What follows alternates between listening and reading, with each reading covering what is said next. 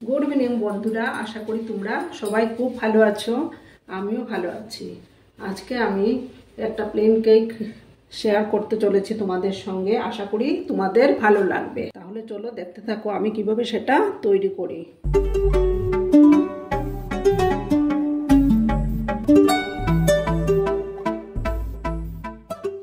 একটা বাটি নিয়ে নিয়েছি। বাউলের মধ্যে আমি প্রথমে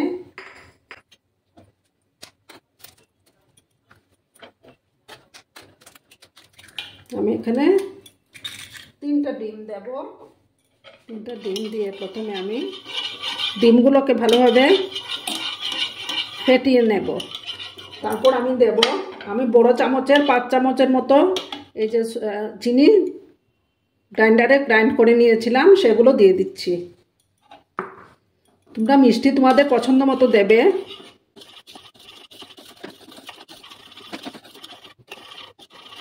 ভালোভাবে মিশিয়ে নিলাম, আর একটু সময় মিশিয়ে নেব।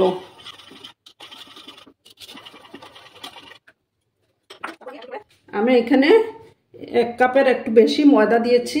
একটু একটু করে ময়দা দেব আর মেশাতে থাকবো।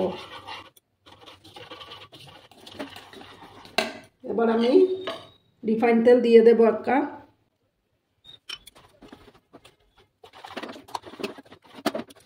এবার আমি দেব বেকিং পাউডার দেব।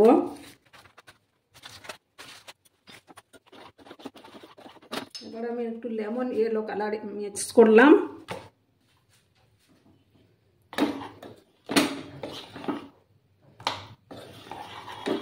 সামান্য লেমন ইয়েলো কালার দিয়েছি আমি, কালারটা একটু সুন্দর আসার জন্য। ভালোভাবে কিন্তু মানে কেকের ব্যাটারটাকে ভালোভাবে না ফেটালে কিন্তু কেকটা স্পঞ্জি হয় না।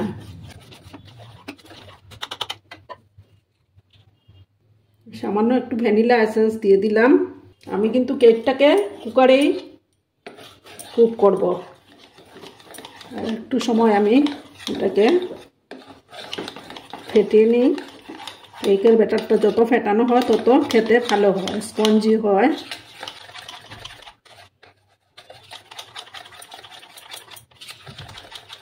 এবার আমি বাটির মধ্যে তেল, একটা কাগজ দিয়ে হোয়াইট পেপার দিয়ে আমি তেল মাখিয়ে নিয়েছি। এবার এই ব্যাটারগুলো ঢেলে দিচ্ছি আমি এটার মধ্যে।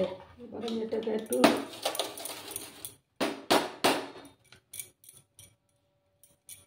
ড্যাপ করে নিলাম। এবার আমি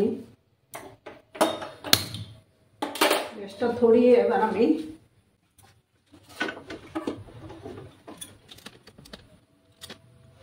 কুকারটা বসিয়ে দিলাম। এবার আমি এই কুকারের ভিতরে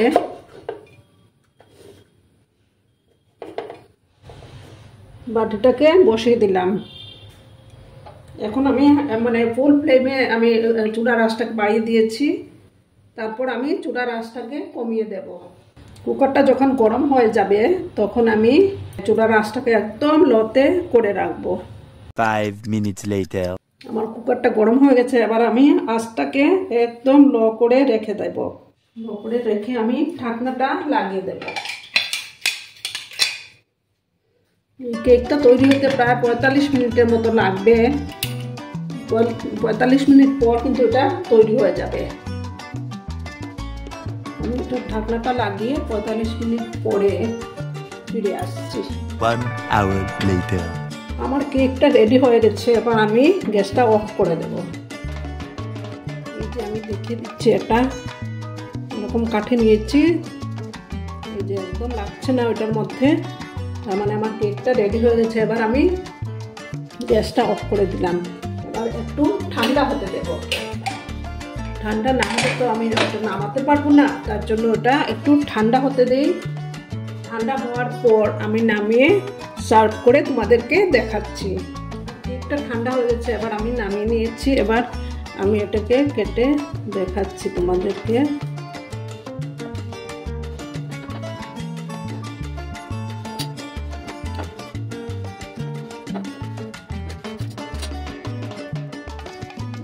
ভিতরের দিকটা খুব স্পঞ্জি হয়েছে।